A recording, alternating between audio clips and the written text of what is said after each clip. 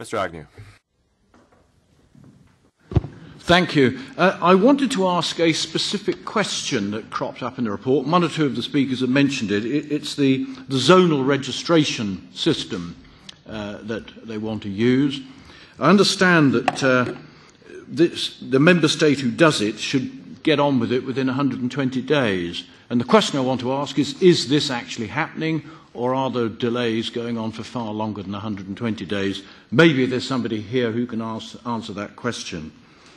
As far as assessing the safety of synthetic pesticide goes, it's so easy to make an argument that they have to be unsafe, because if you use huge quantities, if I was to drink a gallon of MCPA, that would be the end of Agnew. I'm sure some of the Green lobby would be delighted with that.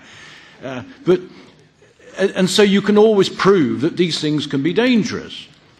And that really undermines the whole process, because the question is a matter of risk, not a matter of hazard. And until we can start looking at things from the point of view of risk rather than hazard, we are slowly going to lose all the products. And I've mentioned before this term canary in the mine.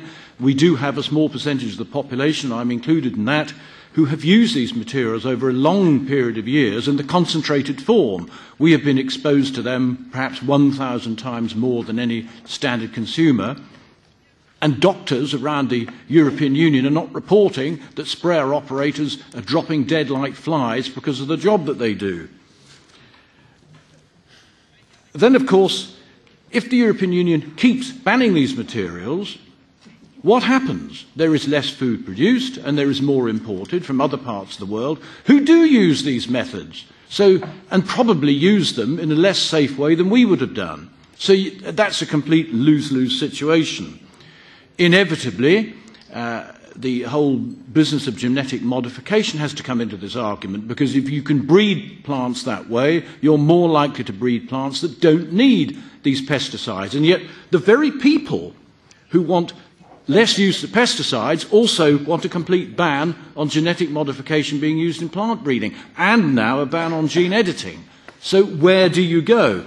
A speaker over there, up to my right, a lady there, talked about the views of organic farmers and how unfair it was for them to have to tolerate the pesticides that farmers nearby were using. Well, this works both ways, and I can just quote some examples. An organic farmer is far likely to have potato blight on his farm. It will spread to another farm because it's so difficult for them to control it. An organic farmer will struggle to control stinking bunt in wheat, loose smut in barley, and ergot in cereals, and ergot is a poison to human beings. So, for goodness sake, if you live in a glass house, don't throw stones. We went away from these methods for a good reason. And there was another point about organic products, natural products must be better. Well, look at copper sulfate, that's natural, but organic farmers have used that, and now even they realise they shouldn't. And then, of course, we've got natural things such as ragwort and deadly nightshade. Nature isn't all nice and beneficial. Thank you. To answer the question from one of our colleagues, the 120 days, which is the maximum time limit for decisions, that's something that, in fact, is not actually functioning at all. Very well.